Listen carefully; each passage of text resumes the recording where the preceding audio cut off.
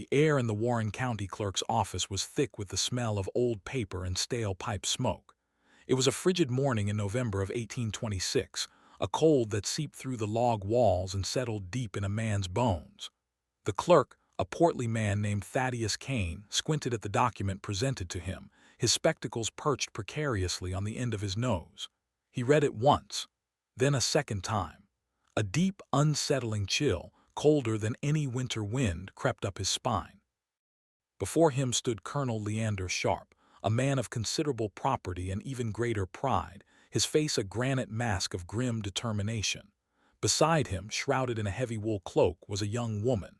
Kane could not see her face hidden in the shadows of her hood, but he knew her. He had known her since she was a child. It was Eliza, the colonel's youngest daughter. The document was a marriage license, and the names listed for the bride and groom were Eliza Sharp and Leander Sharp. The clerk's hand trembled as he looked up from the parchment, his gaze shifting from the imposing figure of the colonel to the silent, shrouded form of his daughter. The silence in the small office was absolute, a heavy, suffocating blanket. This was not just irregular, it was an abomination, a violation of the laws of God and man. Kane opened his mouth to speak, to protest, to shout, but the words caught in his throat. The colonel's eyes, cold and gray as a winter sky, held him fast. They were the eyes of a man who had bent the world to his will and would not be stopped by something as trivial as decency or law. The request was not a request at all. It was a demand. In that moment, Thaddeus Kane understood he was a witness to the beginning of a story so disturbing, so macabre, it would be whispered in hushed, fearful tones for generations to come. A story of forbidden love, of suffocating greed, and a curse that would poison the very land it sought to protect. To understand the horrifying act that unfolded in that county clerk's office, one must first understand the man at its center, Colonel Leander Sharp. He was not born to the Kentucky gentry. He had carved his existence out of the unforgiving frontier with his own two hands, his ambition as vast and untamed as the land he now commanded. His farm, a sprawling tract of over 500 acres of the most fertile soil in Warren County, was more than just property. It was a testament to his life's work, a symbol of his victory over a harsh world. He had fought in the War of 1812, earning his title not through inheritance but through blood and valor. This history forged in him a will of iron and a conviction that what was his by right of conquest.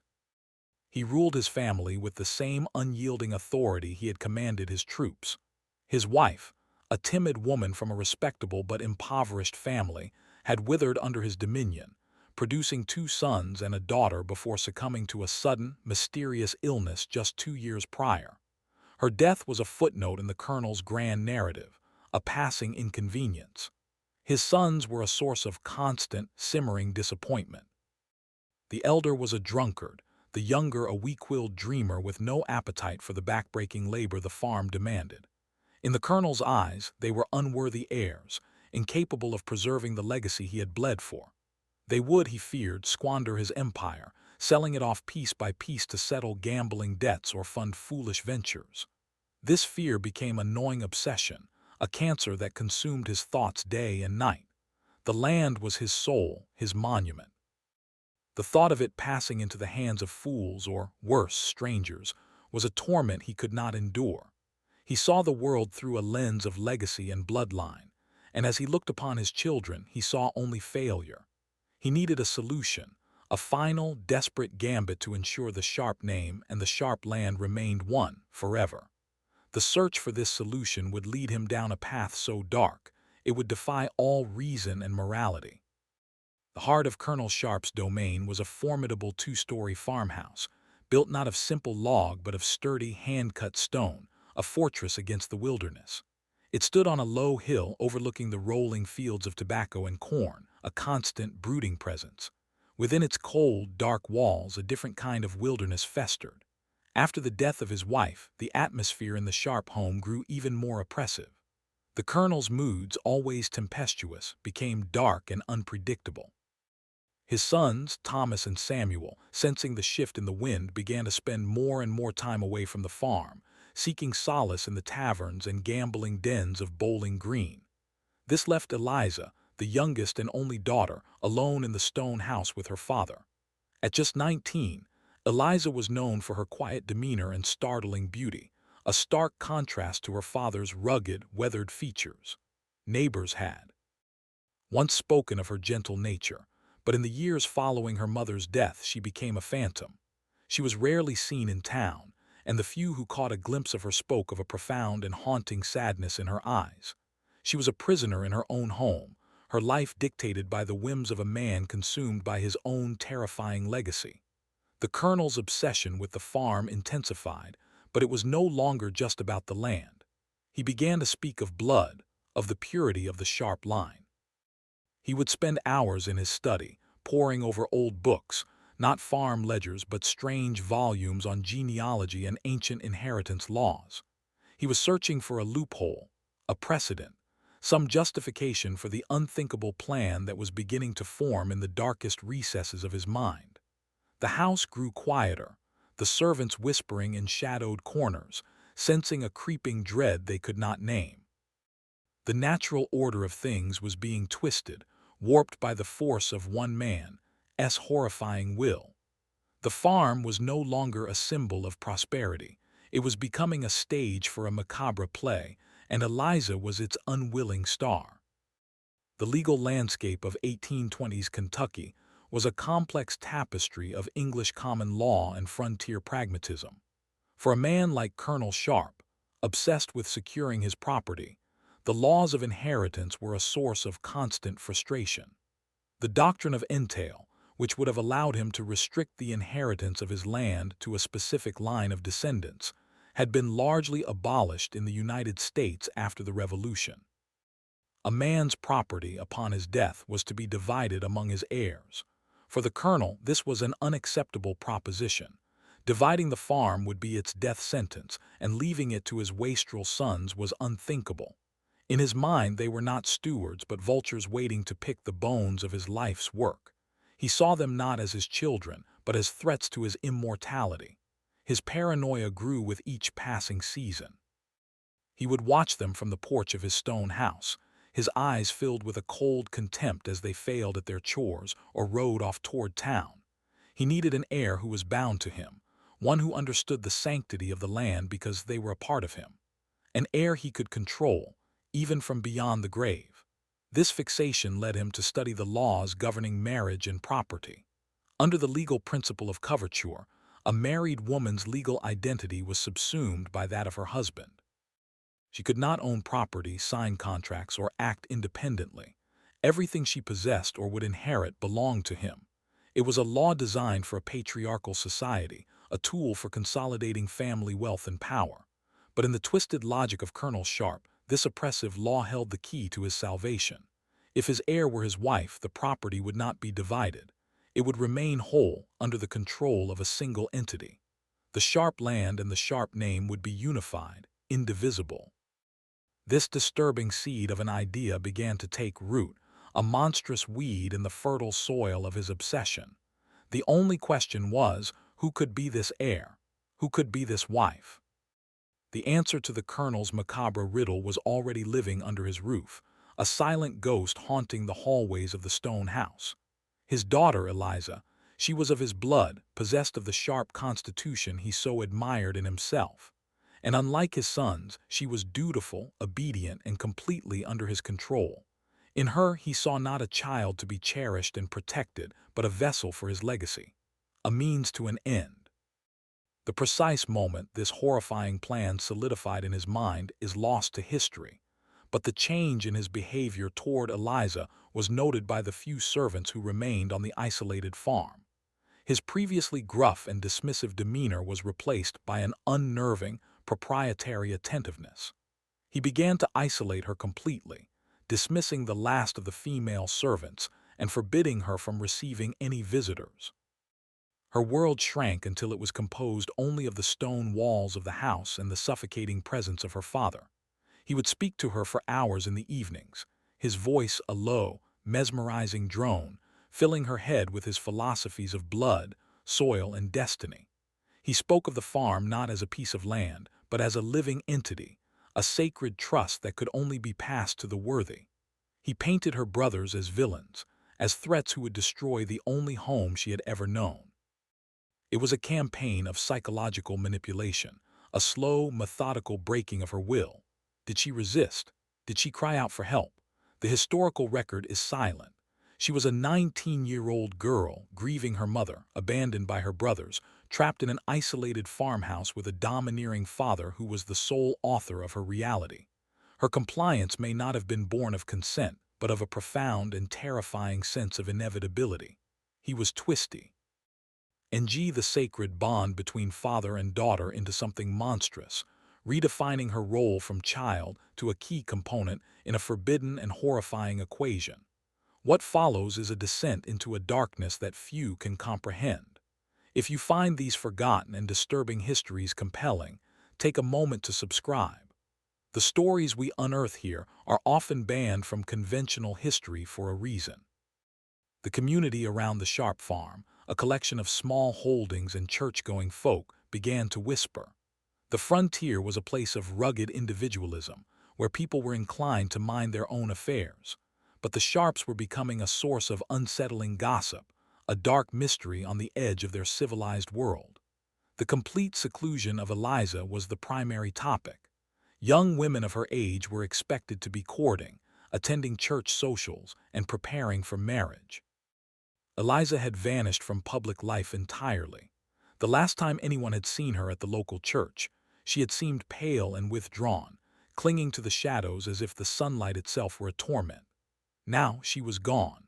Rumors like poison ivy began to creep through the county. Some said the colonel, mad with grief over his wife's death, was keeping her locked away. Others spun more lurid tales, suggesting a dark and unnatural relationship was forming within the cold stone walls of that house. Her brothers, Thomas and Samuel, did little to quell the gossip. When seen in town, they were drunk and sullen, responding to questions about their sister with angry deflections or grim silence. It was clear they were either ignorant of the true situation or powerless to stop it. They had, for all intents and purposes, been cast out, replaced in their father's grand design. The local preacher, a man named Reverend Miller, felt a moral obligation to intervene. He rode out to the Sharp farm one Sunday afternoon, his Bible clutched in his hand, intending to inquire about Eliza's spiritual welfare. He was met at the door by the colonel himself. Leander Sharp stood like a sentinel, his face unreadable, and flatly refused the preacher entry. He stated, in a voice devoid of warmth, that his daughter's spiritual needs were a private family matter. The Reverend rode away deeply troubled. The image of the colonel's cold, defiant eyes burned into his memory. The door to the Sharp house had been closed to the world.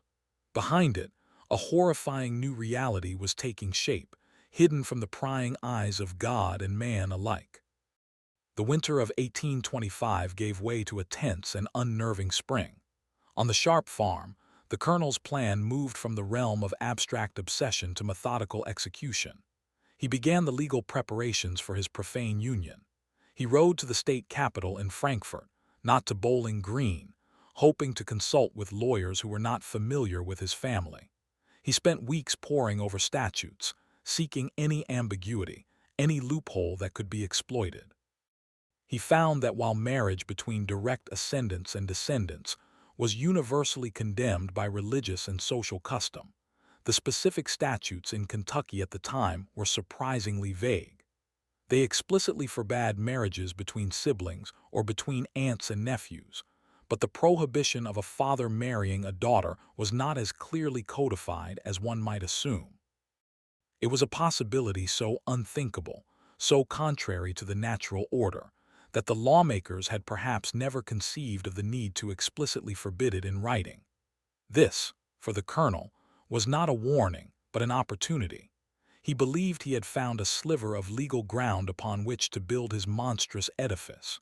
He was a man who respected the letter of the law, even as he was preparing to violate its every conceivable spirit. This perversion of legal reasoning was central to his pathology. If he could find a way to make his actions technically legal, then in his own mind, they were not wrong. They were simply an unconventional solution to a complex problem of inheritance. He was creating his own moral universe, with himself as its sole arbiter. Back at the farm, he continued his indoctrination of Eliza. He framed his proposal not as a transgression, but as a noble act of sacrifice. They were not father and daughter entering into an unholy union. They were two sharps, joining forces to protect their sacred birthright from the jackals at the gate. He was the king, and she was to be his queen, and the farm their shared kingdom forever. He was a master manipulator, weaving a web of logic so twisted, and yet so internally consistent that it might have seemed plausible to a young woman who knew no other reality. The final obstacle in the colonel's path was his sons. While he held them in contempt, he knew they were still his legal heirs. Upon his death, they would have a claim to the land, regardless of any arrangements he made with Eliza. They had to be disowned, cut out of the legacy as cleanly as a surge. On excises a tumor. This was not a task he approached with any sorrow or regret. It was a practical necessity. He summoned Thomas and Samuel to his study one evening. The room was dark, lit only by a single oil lamp that cast long, dancing shadows on the walls, making the colonel's face look like a skull. He did not ask them to sit. He stood before the cold fireplace and laid out his terms with brutal finality. He accused them of disrespect, of indolence, of being unworthy of the sharp name.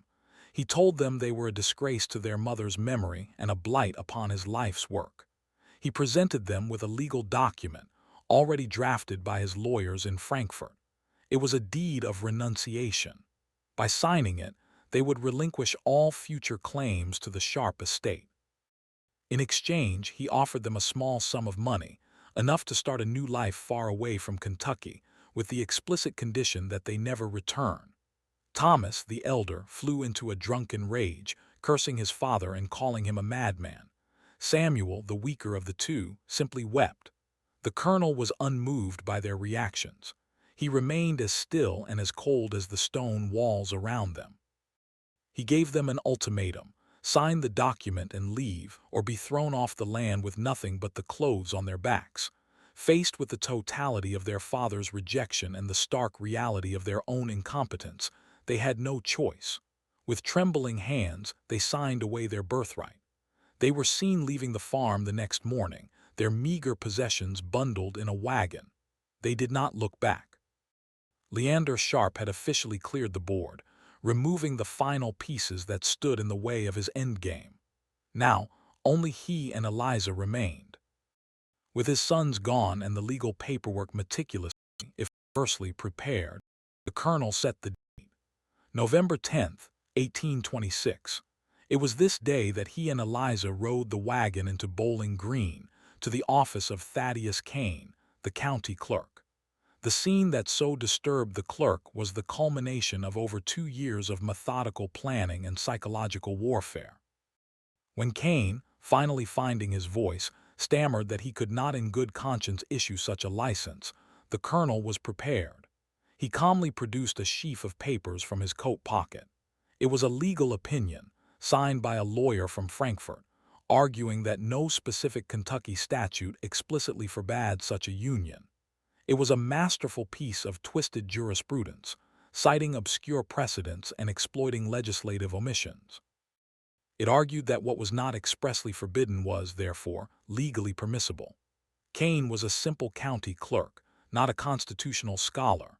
Faced with this apparently legitimate legal argument and the unwavering, menacing presence of Colonel Sharp, he felt trapped.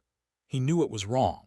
Every fiber of his being screamed that this was an offense against nature.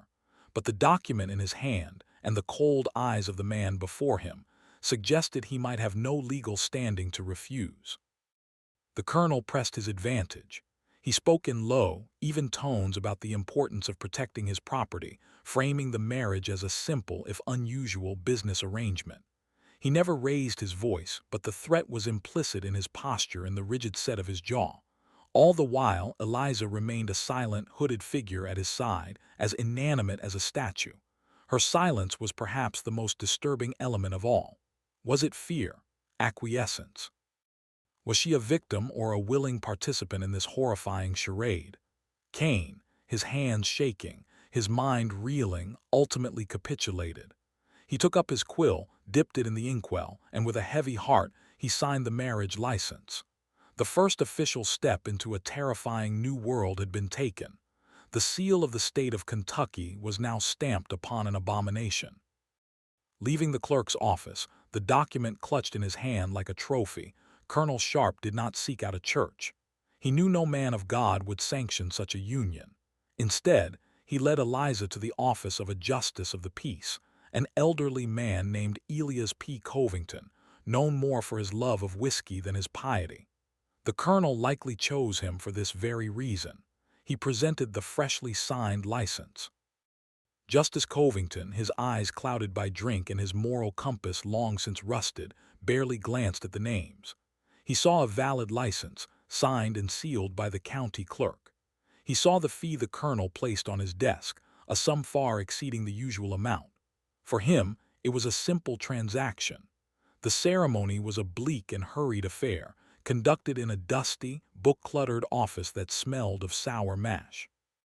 The words that were meant to consecrate a sacred union were spoken into a dead, emotionless void.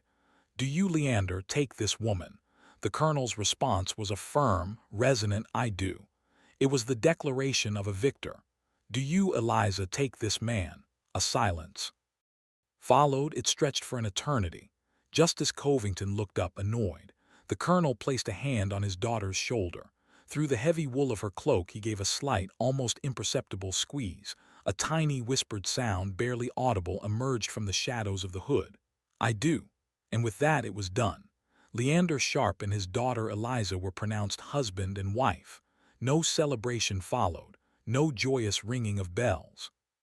Just the scratching of a pen as the justice signed the final document, making the unholy alliance official in the eyes of the law. They walked out of the office and into the cold November air, a legally married couple. The ride back to the farm was conducted in the same suffocating silence, but everything had changed. The roles of father and daughter had been legally, irrevocably erased, replaced by the far more disturbing titles of husband and wife. The stone house on the hill was no longer a family home. It was now the residence of Mr. and Mrs. Sharp, a place where a horrifying new chapter of domestic life was about to begin. The news of the marriage spread through Warren County like a pestilence. It was first whispered by a shocked Thaddeus Kane, then confirmed by a drunken Justice Covington boasting of the handsome fee he'd received. The reaction was not one of mere gossip. It was one of universal revulsion and horror. The community, which had been suspicious, was now confronted with a reality far worse than their darkest imaginings. The act was seen as a direct affront to God, a stain upon the entire county. The Sharps, once respected for their wealth and land, were now utterly reviled. They became pariahs overnight. The name that Colonel Sharp had fought so desperately to preserve was now synonymous with abomination. People who had once tipped their hats to him in the street now crossed to the other side to avoid him, their faces masks of open disgust. At church the following Sunday, Reverend Miller delivered a thunderous sermon on sin and perversion, never mentioning the Sharps by name, but every soul in the congregation knew precisely who he was talking about. He spoke of a darkness that had taken root in their community, a corruption that threatened to poison them all if it was not cast out. The social ostracism was absolute. No one would trade with the Sharp farm. The blacksmiths would not shoe their horses, the miller would not grind their corn, and the merchants in town refused their business. The remaining farmhands, spooked by the dark rumors and the palpable hatred of the community, packed their belongings and fled, willing to face unemployment rather than be associated with the cursed place. The colonel had foreseen some resistance, but he had underestimated the sheer force of the community's moral outrage. He had sought to create a self-contained kingdom, and in a way he had succeeded. The Sharp farm was now an island, completely cut off from the outside world, surrounded by a sea of hatred and fear. Within this suffocating isolation, the true horror of what he had done would begin to fester. Life inside the stone house transformed into a grotesque parody of a marriage. The colonel, now legally Eliza's husband, asserted his new authority with the same tyrannical control he had always wielded. The boundaries that had once, however feebly, defined their relationship were utterly obliterated. We can only speculate on the true nature of their domestic life, as the historical record draws a veil of privacy around the home. But the psychological implications are staggering and deeply disturbing. For Eliza, every moment must have been a living nightmare. The man she had called father her entire life was now her husband. The familiar rooms of her childhood home were now the backdrop for a horrifying new reality. The line between paternal authority and marital possession was not just blurred, it was erased. She was trapped, with no allies and no possibility of escape.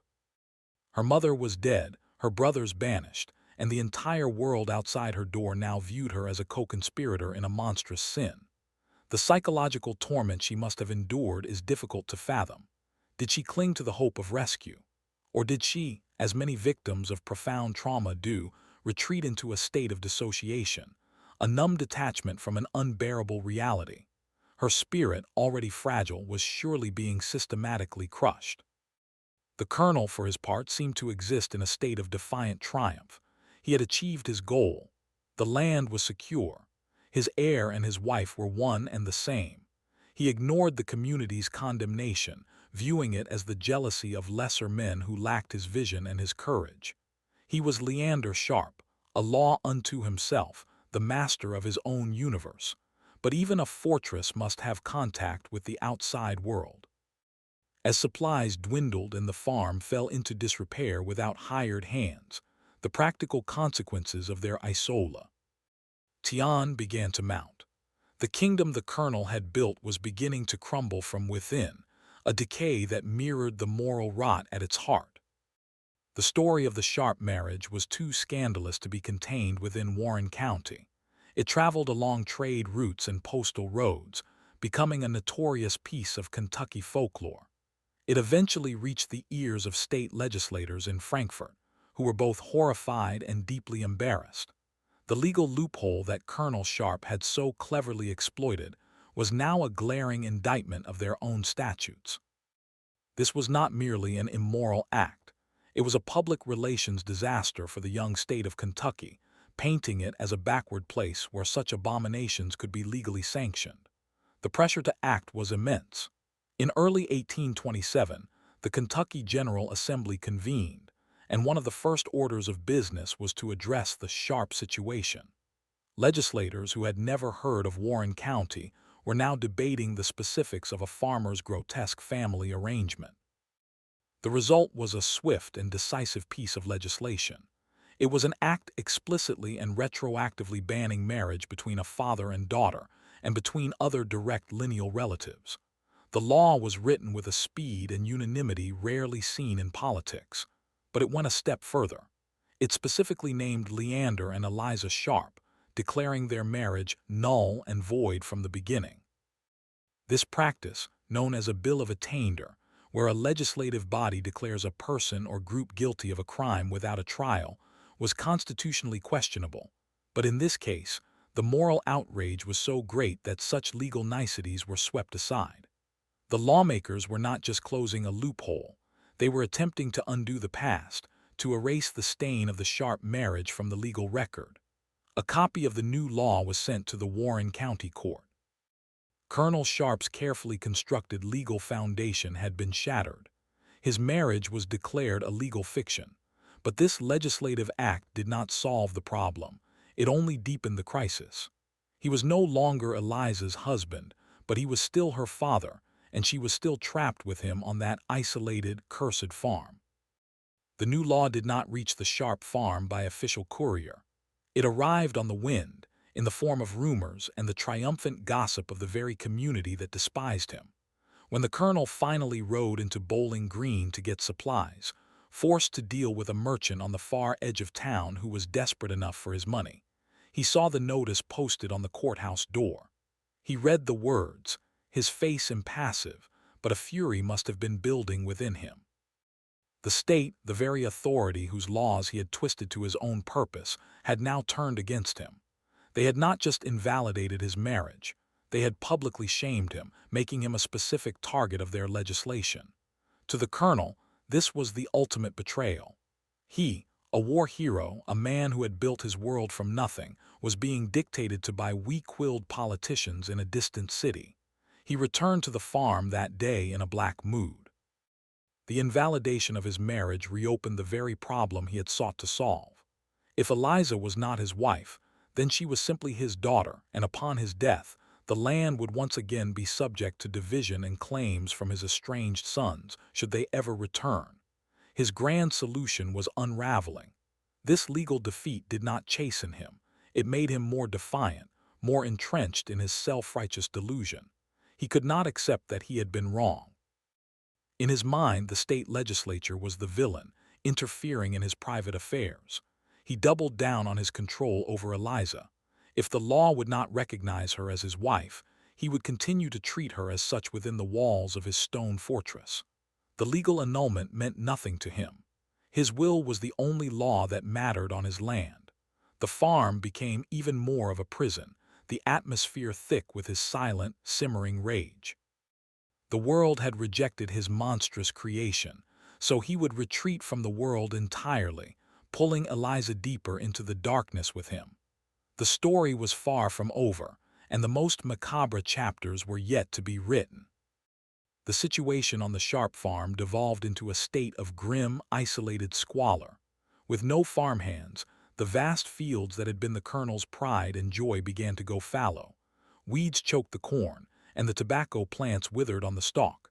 The fences fell into disrepair, and the livestock, neglected, grew thin. The formidable stone house, once a symbol of power, began to show signs of decay. It was a physical manifestation of the moral decay within. The colonel, a man who had once commanded hundreds of acres, now struggled to manage a simple garden for sustenance. He and Eliza were forced to live a hardscrabble existence, a bitter irony for a man who had committed an abominable CT for the sake of preserving his wealth. He was land-rich but functionally destitute. His remaining money dwindled as he was forced to pay exorbitant prices for supplies from the few merchants who would still deal with him. His pride, however, remained intact, albeit in a more brittle and paranoid form. He saw the encroaching wilderness not as a result of his own actions, but as a siege orchestrated by his enemies. The world was conspiring to destroy him, to take the land he had sanctified with his horrifying vows. Eliza's state during this period is a haunting blank space in the historical narrative. We know she was there, a captive audience to her father's slow-motion collapse. Did the invalidation of the marriage bring her any hope, or did it make her situation even more terrifying? Before, she had been the wife of a powerful man. Now she was simply the daughter of a madman, an outcast with no legal status and no protection. The community that had condemned her also abandoned her. They saw her not as a victim to be rescued, but as a participant in the sin. She was as untouchable as her father. This complete abandonment, by both the law and society, left her utterly at his mercy. She was a ghost in a decaying kingdom, her fate tied to a tyrant whose sanity was steadily eroding under the weight of his own transgressions. The isolation was absolute, and in that silence, who knows what new horrors took root. In the spring of 1828, nearly 2 years after the forbidden marriage, a new figure entered this grim tableau.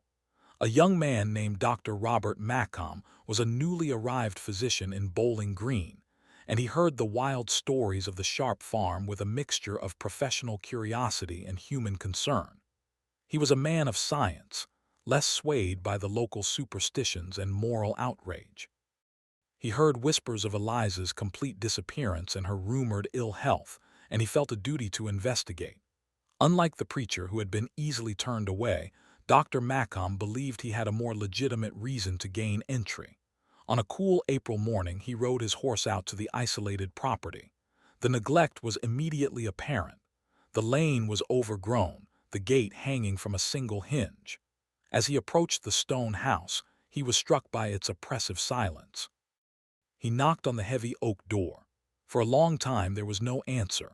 He was about to turn away when the door creaked open, and Colonel Sharp stood before him, his appearance shocking. The once proud and imposing man was gaunt, his clothes ragged, and his eyes burned with a feverish, paranoid light. Dr. Macomb introduced himself calmly, stating he had heard that Mr. Sharp's daughter was unwell and that he was offering his medical services. The colonel's reaction was explosive.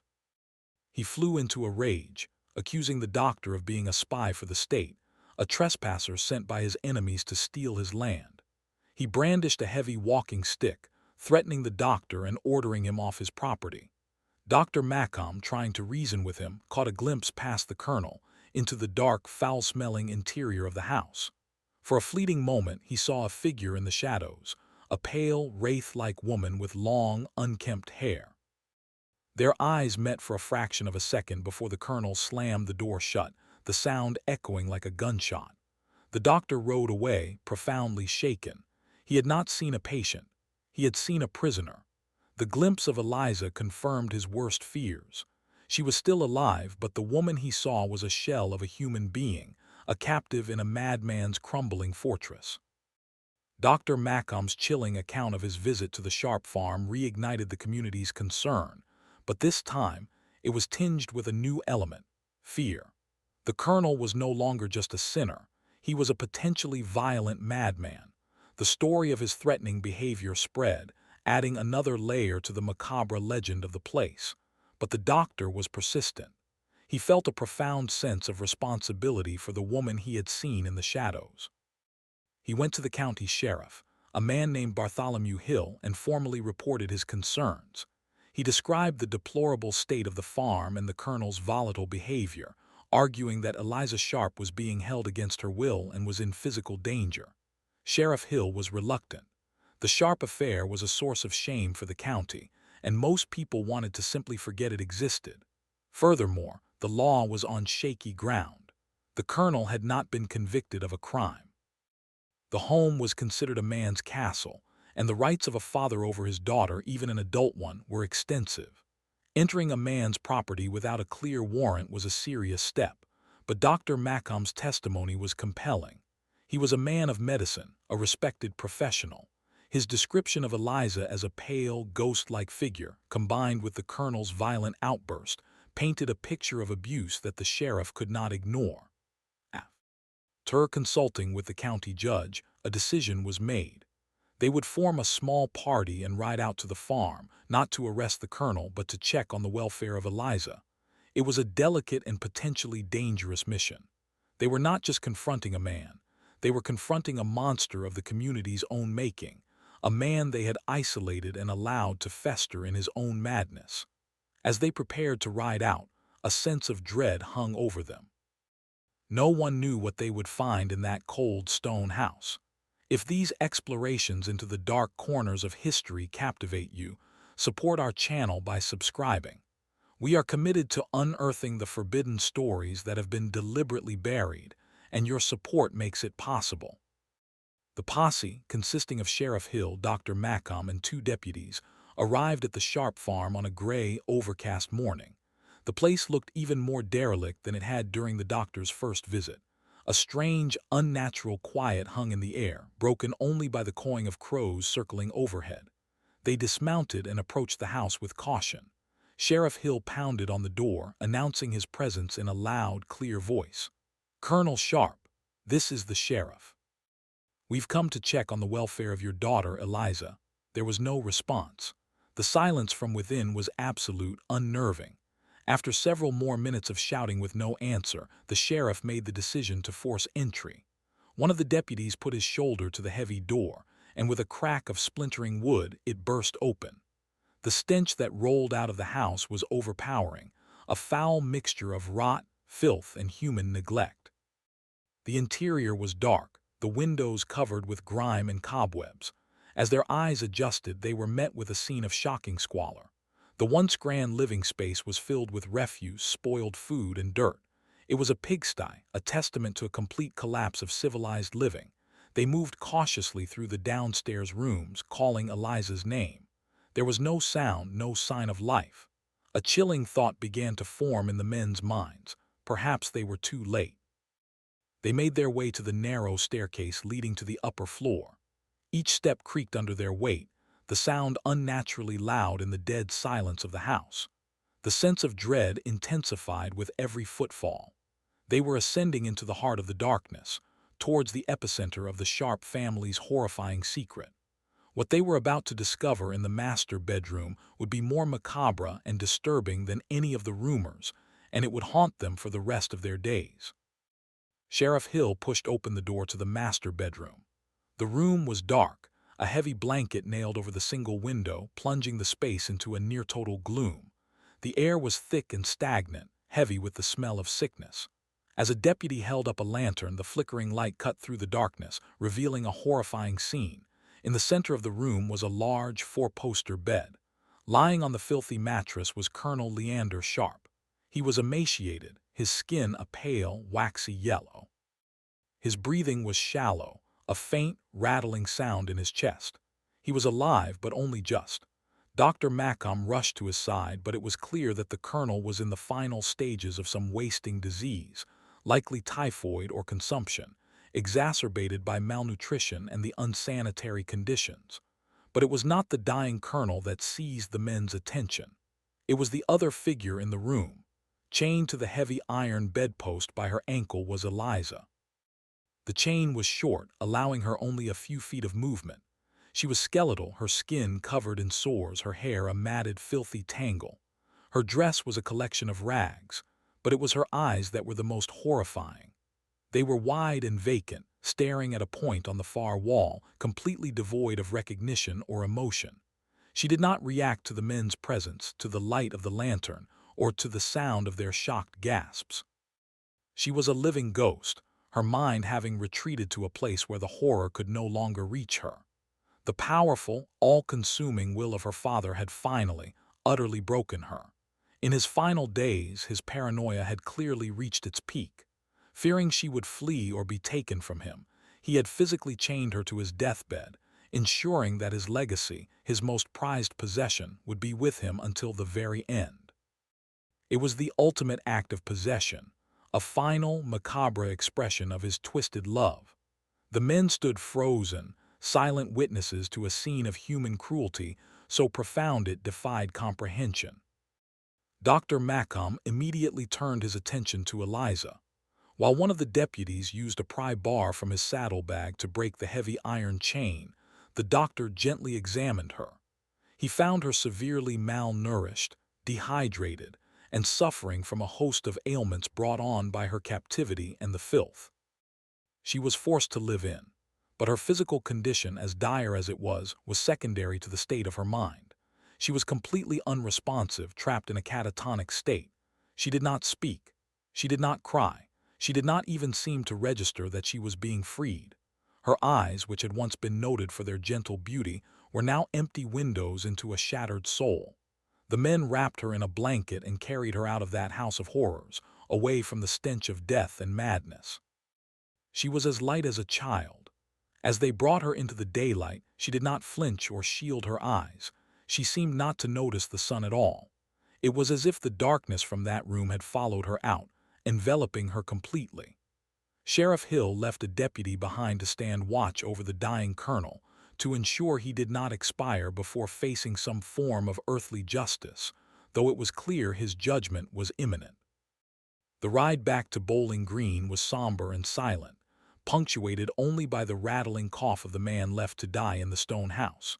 They had set out to rescue a woman, but the person they brought back was a hollow shell, a testament to the devastating power of psychological and physical imprisonment. The community would now be forced to confront the true cost of their inaction. They had ostracized the sinner but had abandoned the victim, leaving her to be consumed by the very darkness they feared. Eliza Sharp was free, but it seemed her soul had remained chained to that bedpost, a permanent captive of her father's monstrous obsession. Colonel Leander Sharp died 2 days later, alone in the filthy bedroom, the lone deputy standing guard outside the door. He never regained consciousness. His death was as squalid and unceremonious as his final years of life. He was buried in an unmarked grave in a corner of the church cemetery, a final damning statement from the community he had so profoundly offended. No one mourned his passing. His death was seen not as a tragedy, but as a release, the lifting of a curse. With him died the secrets of what truly transpired in that house during those final, desperate months. The farm itself, the object of his obsession, the very reason for his descent into depravity, was seized by the county for unpaid taxes. No one wanted it. The property was tainted, the soil poisoned by the memory of the horrors that had occurred there. For years, the stone house stood abandoned, a decaying monument to a forbidden legacy. Locals claimed it was haunted, that on cold nights you could hear the rattling of a chain and the faint, sorrowful weeping of a woman. It became a place of dark legends, a cautionary tale whispered to misbehaving children. Eventually, decades later, the house was torn down, the stones repurposed for walls and foundations elsewhere in the county, scattering the physical remnants of the sharp tragedy across the landscape. But the story itself could not be so easily dismantled. It had seeped into the very identity of the place, a permanent, macabre fixture in the local history. The man who wanted his name to live on forever, tied to his land, had succeeded in a way he never intended. The name Sharp would not be remembered for wealth or power, but for a horrifying, unnatural act that served as a stark reminder of the depths of human depravity. His quest for immortality had earned him only infamy. The fate of Eliza Sharp is perhaps the most tragic element of this entire horrifying saga. She was taken in by the family of Dr. Macabre, who, along with his wife, attempted to nurse her back to health. They cleaned her, fed her, and treated her physical ailments with care and compassion. Her body slowly began to heal. She gained some weight and the sores on her skin faded, but her mind remained a locked room. For months, she remained in the same silent, catatonic state. She would sit in a chair for hours, staring into space, her expression unchanging. She showed no recognition of her surroundings, no response to the kindness shown to her. The people of Bowling Green, who had once shunned her, now looked upon her with a mixture of pity and morbid curiosity. She was a living relic of the county's great scandal, a ghost walking in their midst. Dr. Macabre, using the primitive psychological understanding of the era, tried everything he could to reach her. He spoke to her about her childhood, about her mother, about anything before the darkness had descended. He hoped to find a flicker of the person she once was. But there was nothing. It was as if the Eliza who had existed before the marriage had been completely annihilated, erased by the trauma she had endured. Her mind had constructed a fortress to protect itself, and the walls were impenetrable. Some said it was a mercy, that remembering would be a torment worse than the void she now inhabited. Others saw it as the final, cruel victory of her father. He had not only controlled her life, he had in the end stole. In her very self, leaving behind an empty vessel. Her silence was her testimony, a haunting, wordless account of the unspeakable horrors she had survived. She was a living monument to the crime, her vacant eyes a constant, unsettling reminder of what had happened in the cold stone house on the hill. What became of Thomas and Samuel Sharp, the disinherited sons? Their story is a sad and predictable footnote to their father's grand tragedy. After being cast out, they drifted. The small sum of money their father had given them was quickly squandered on whiskey and cards. Lacking the discipline and the skills to make their own way in the world, they fell into a life of poverty and petty crime. Thomas, the elder, was reportedly killed in a drunken brawl in a Natchez tavern a few years after leaving Kentucky.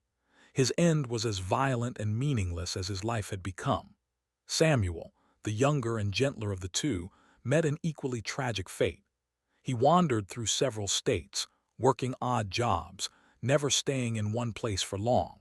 He was haunted by the shame of his family and his own weakness in the face of his father's tyranny.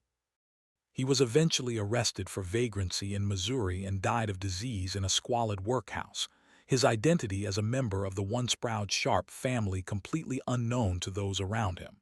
In a cruel twist of fate, the colonel's prediction about his sons had come true. They had proven themselves unworthy, but their failure was not entirely their own. They were the products of his own tyrannical parenting, extensions of his own flawed character. He had raised them not with love and guidance, but with contempt and impossible expectations. He had seen them as obstacles, and by casting them out to protect his legacy, he had sealed their doom. His obsession had not only destroyed him and his daughter, it had reached out and destroyed his sons as well, completing the utter annihilation of the family he had, in his own twisted way, sought to preserve. The Sharp bloodline which he had held as sacred ended in madness, violence, and pathetic obscurity. The curse had claimed them all. Years passed. Eliza Sharp continued to live with the Macabre family, a silent, permanent fixture in their home. Her physical health was stable, but her mind never returned from the abyss. She aged, her dark hair turning to gray, but her eyes remained as vacant as they were on the day she was rescued. She became a local legend, the silent woman of Bowling Green. New generations grew up hearing the horrifying story of her father and their forbidden marriage. She was pointed out on the street, a figure of both pity and a kind of creepy fascination. Children would dare each other to walk past the Macabre house, hoping to catch a glimpse of the woman who had been chained to her dying father's bed. This story, so disturbing and macabre, forces us to ask uncomfortable questions about the nature of evil. Was Colonel Sharp born a monster, or was he created by his circumstances? His obsession with land and legacy was not unique on the American frontier. It was a common driving force for ambitious men in a new nation. But in him, this ambition curdled into a malignant pathology. His pride, his iron will, and his utter lack of empathy combined to create a perfect storm of depravity. He was a man who could rationalize any action, no matter how vile, if it served his ultimate purpose. He saw people not as human beings with their own souls, but as tools to be used and discarded. His sons were flawed tools, so he broke them. His daughter was a perfect tool, so he reshaped her to fit his needs, destroying her in the process. He did not see his actions as sin or crime, but as a necessary, logical solution. This cold, rational approach to something so fundamentally unnatural is perhaps the most chilling aspect of his character. He was not a creature of passion, but a monster of pure, calculated will. It is a reminder that the most horrifying acts are often committed not in a fit of madness, but in the cold, clear light of a twisted and unshakable conviction. The case of Leander and Eliza Sharp also serves as a dark mirror, reflecting the society that produced it. The legal and social structures of the 1820s were complicit in the tragedy. The principle of coverture, which rendered a married woman legally invisible, was a tool the colonel used to further his aims. The absolute authority of a father over his household, a cornerstone of patriarchal society, gave him the power and the privacy to enact his monstrous plan. The community's own response is also worthy of examination. Their reaction to the marriage was swift and absolute condemnation. They successfully ostracized the Sharps, cutting them off from the world, but in doing so they also trapped Eliza. Their moral outrage was directed at the sin, but it did not translate into a rescue mission for the victim. They saw her as tainted, a participant in her own defilement. This failure to distinguish between perpetrator and victim is a recurring theme in such cases. The community's need to purify itself by casting out the unclean overrode any impulse to save one of its own. It took an outsider, Dr. Macabre, a man of science and reason rather than religious fervor, to finally breach the walls of the Sharp farm. He was able to see past the sin and recognize the human suffering at its core. The story is a harsh lesson in the limits of communal morality. Sometimes, casting out a monster is not enough. You must also have the courage to venture into the darkness to rescue those the monster has taken captive. The people of Warren County learned this lesson too late, and the silent, broken form of Eliza Sharp would serve as a permanent reminder of their failure. One of the most lingering and disturbing questions in this cold case is the role of Eliza's mother. She died 2 years before the horrifying marriage, of a sudden illness. In an era of primitive medicine, such deaths were common and often went unquestioned. But in the context of what followed, her death becomes deeply suspicious. Was it truly a natural passing, or was it a convenient death that cleared the path for the colonel's ultimate plan? The historical record provides no evidence of foul play, but the circumstances are unsettling. Had she been an obstacle, a protector of her daughter, a woman who would have stood against her husband's descent into madness? It is entirely possible that the colonel's obsession had been simmering for years, and his wife was the only thing holding it in check. Her death, whether by natural causes or by some hidden, sinister hand, was undeniably the catalyst for the events that followed. It removed the final barrier between the colonel and his daughter, leaving Eliza completely vulnerable to his influence and control. We can imagine a scenario where she discovered his intentions, where she threatened to expose him, and was silenced as a result. This is pure speculation, of course, but in a story so filled with macabre certainties, the ambiguous nature of her death adds another layer of horror. It suggests that the forbidden marriage may not have been the first monstrous act to occur in that house, but merely the one that was brought to light. The foundation of the Sharp family legacy might have been built on a secret, forgotten murder, a crime that enabled all the subsequent horrors. The truth, like so many other details in this story, is likely buried forever in an unmarked grave. The retroactive law passed by the Kentucky General Assembly is another fascinating and legally complex aspect of the case. By specifically naming and annulling the Sharp marriage, the legislature engaged in an act that bordered on unconstitutional. Bills of attainder were generally frowned upon as they represented a dangerous overreach of legislative power, essentially condemning individuals without a judicial trial. The fact that the lawmakers felt compelled to take such a drastic and legally dubious step speaks to the sheer level of public horror and outrage the case generated. They were not just fixing a law, they were performing a kind of legal exorcism, attempting to cast out the demon of the Sharp marriage from the state's civic body. This action highlights the tension between the rule of law and the demands of public morality. The colonel had followed the letter of the law as it existed, but his actions so profoundly violated the spirit of the law and the fundamental tenets of human decency that society felt it had to retroactively change the rules. It raises a timeless question. Should the law be a rigid, unchangeable code, or should it be flexible enough to respond to acts of profound moral transgression that its authors never anticipated? In this case, the state of Kentucky chose the latter, prioritizing moral outrage over legal precedent. It was a clear statement that some acts are so fundamentally wrong, so contrary to the natural order, that they cannot be allowed to stand, even if they find shelter in a legal loophole. The annulment, however, did little to change the reality on the ground for Eliza, a tragic reminder that legal remedies cannot always heal the deepest human wounds. The story of the Sharp farm became a piece of forbidden American folklore.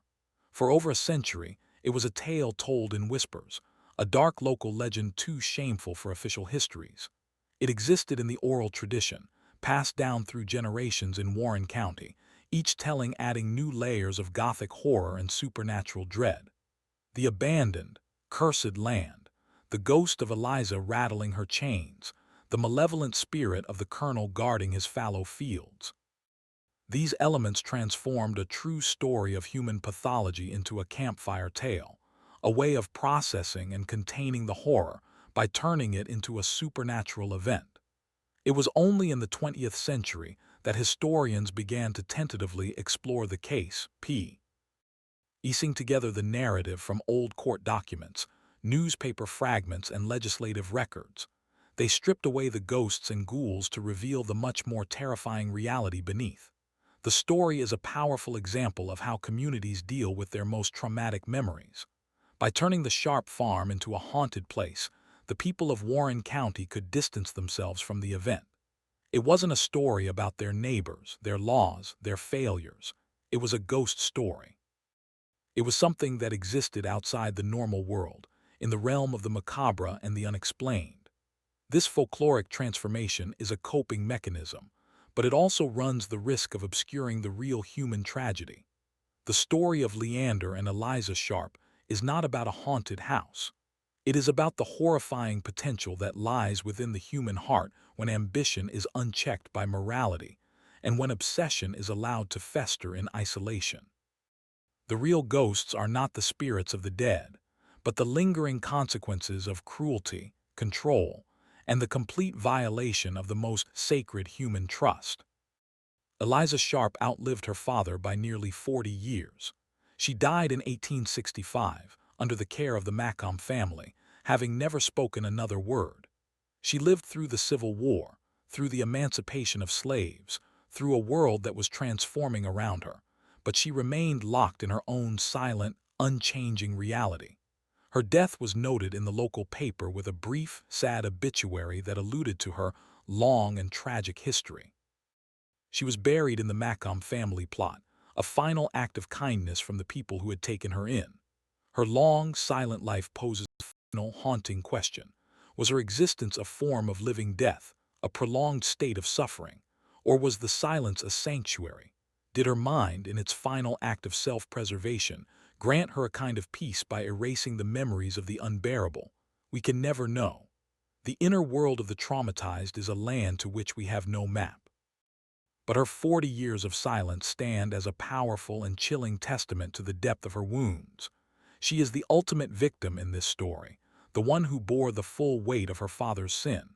He suffered a few years of isolation and a painful death. His sons suffered lives of shame and destitution, but Eliza suffered the complete and total erasure of her own soul. The Colonel's obsession with legacy resulted in the ultimate irony. He sought to preserve his bloodline through Eliza, but in doing so, he destroyed the very thing that made her human. Her empty gaze and her unbroken silence are his true legacy, a more damning monument to his evil than any crumbling stone house or haunted field.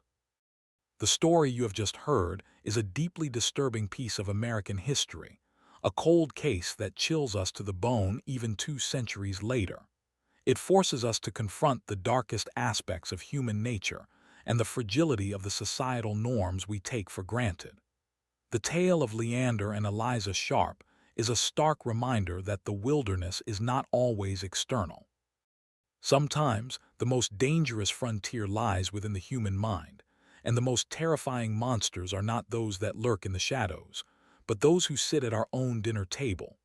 The Colonel's meticulous planning, his use of the law, and his systematic manipulation of his daughter are far more horrifying than any simple act of chaotic violence. It is the cold, calculated nature of his crime that leaves such a lasting scar. This was not a momentary lapse into madness, but a sustained, deliberate campaign to achieve a goal, with a human soul as the collateral damage. This kind of story is often left out of the history books. It's too ugly, too uncomfortable, too revealing of the dark possibilities that lie just beneath the surface of civilization.